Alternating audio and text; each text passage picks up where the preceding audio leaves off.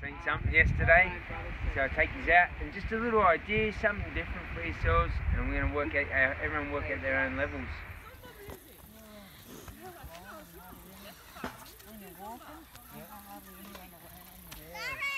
No dog. The hill. Find a hill anywhere. It could be a short one, big one, long one, doesn't matter. Just find something. Even now, you could just walk to that first tree there and that could be yours. I don't know how far this is. We'll try and get one in all the way to the top. If you're struggling and you can only go to that thing there, come back down and keep going to that first marker until we all come back down. Sweet? Work at your own pace. I don't know how far this is. We'll try and get one in all the way to the top. If you're struggling and you can only go to that thing there, come back down and keep going to that first marker until we all come back down. Sweet? Work at your own pace. You can run, you can We'll jog up. And they might not go all the way. We'll probably only end up, we'll go all the way, but they'll probably end up going halfway. If you want to jog up, jog up. Think about your knees in line with your toes. When you stretch out on one side, 10 on one side, 10 on the other side. And when you finish, and just flow, go from one side to the other, one side to the other. So it's real slow and steady like that. Once you finish, what I want you to do then is both feet together, touch here, yes, touch here, stand up, touch here, bit of a stretch out on your lower back. Because you walked up a hill, you might be a little bit tight. 5 on one side, 5 on the other. Always just start out and always stop in the middle.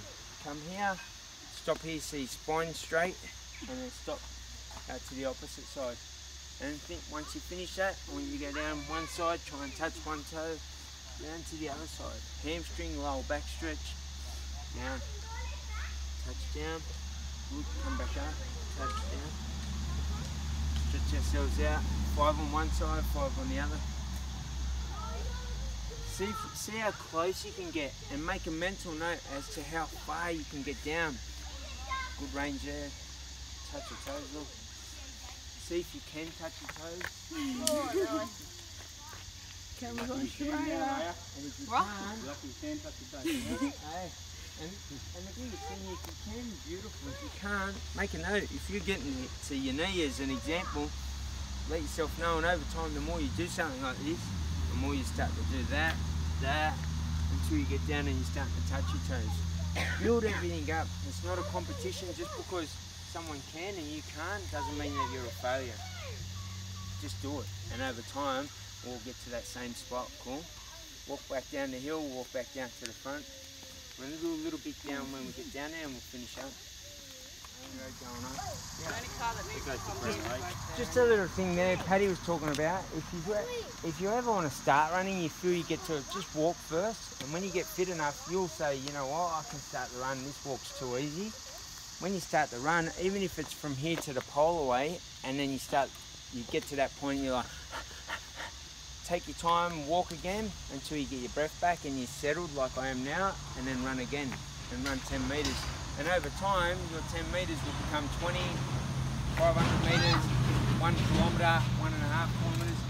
And you might look at me and go, you're crazy, but so many people say all the time, I won't be able to ever do that. But if you did this every morning and just did it at your own pace, don't have to push yourself. You'll push yourself when you know the time's right. And just enjoy it. Go for a yarn, go for a laugh, talk about things and make it easy. And when you get to somewhere, try and find a nice view or something that will fire you up and make you appreciate the island, and obviously connection to the land. That's the biggest thing for us, so enjoy it.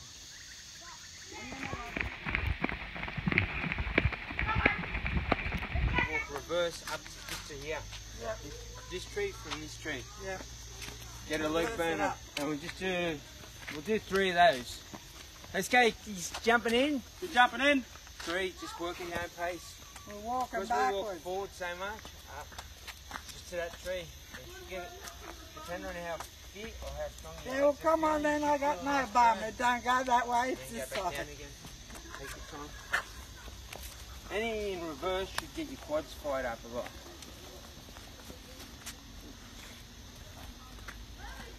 Coming through. do it where it's a little bit steeper.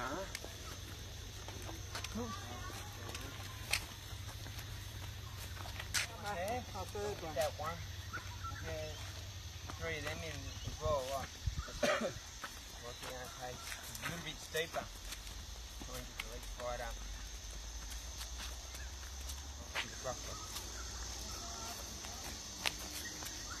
And keep going, Art, this time. Watch out, Reed. Knock.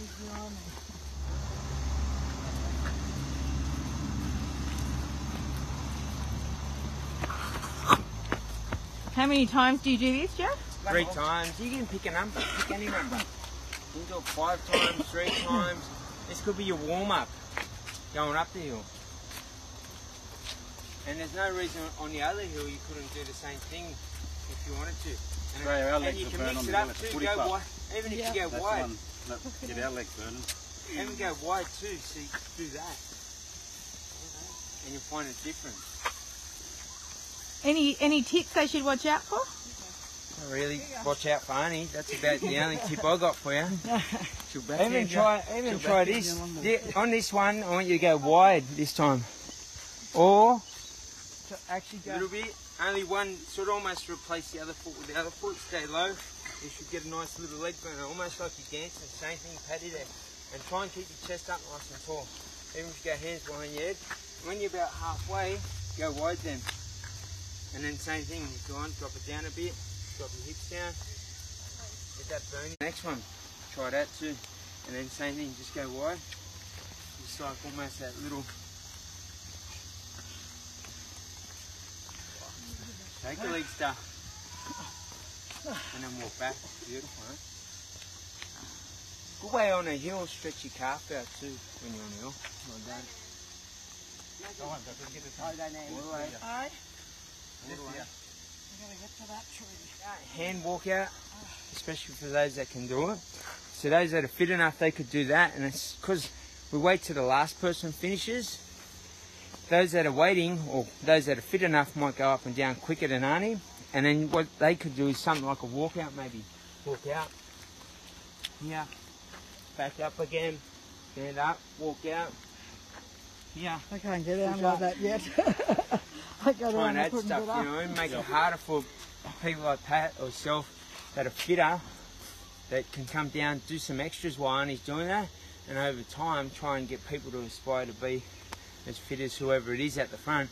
And it doesn't matter about who wins, there's no winning, we're all winners, you know what I mean? So it's just someone that's hopefully leading the way, that everyone can try and say, exactly right, that's where you have to have a go. That's why instead of us kept going to the waterfront, I said, no, we'll jog back to you fellas and we'll walk back down here. It felt good, it felt much better. Yeah, I understand now, I feel that, yeah. You know? And then just jog as far as you can, eh? Within 40 minutes of training, you should have breakfast. So, good little tip for yourselves. Within 40 minutes of training, try and have some breakfast. Try and include a protein source. In general, most of the times it'd be an omelette or an egg. Try and only ever have one yolk, because the yolk contains a lot of saturated fat. Good nutrients in the yolk, but also high in saturated fat, which will affect your midsection or your visceral fat. Your visceral fat, if you reduce that, you'll reduce your risk of heart disease, diabetes and cancers. So very important. Only ever have one yolk. Run that through. Don't be afraid to have salt and pepper, but make sure that you're not having eggs with your salt, if that makes sense. Cool. The way I look at food, I have it as meal 1, meal 2, meal 3, meal 4, and so forth. I try and have a 2.5 hour or 3 hour break between meals, and I only eat enough so that your blood sugar levels stay balanced throughout the day. So I don't want a big meal. If I have smaller meals like I'm grazing all day, what I do is I keep throwing wood on the campfire. It means that the fire keeps burning throughout the day, and the fire is our metabolism burning all our fat up. If you put a big pile of food onto one plate because you haven't eaten, or you skip a meal for a long period, you end up piling your plate high and you end up eating, over-fueling yourself, and you'll convert and store that as fat. It's like putting too much petrol in a petrol tank, it will flow out the sides. Does that make sense? So just enough to get yourself hungry by the time the next 2.5 hours or 3 hours come around. Your first meal should be within half an hour of waking up, unless you come to train. And if you're coming to train, you can have a piece of fruit before you train. Any fruit, you choose what it is, and it'll just balance out your blood sugar level. Hey, all over. Good little sweat up. Yep. Get it all out.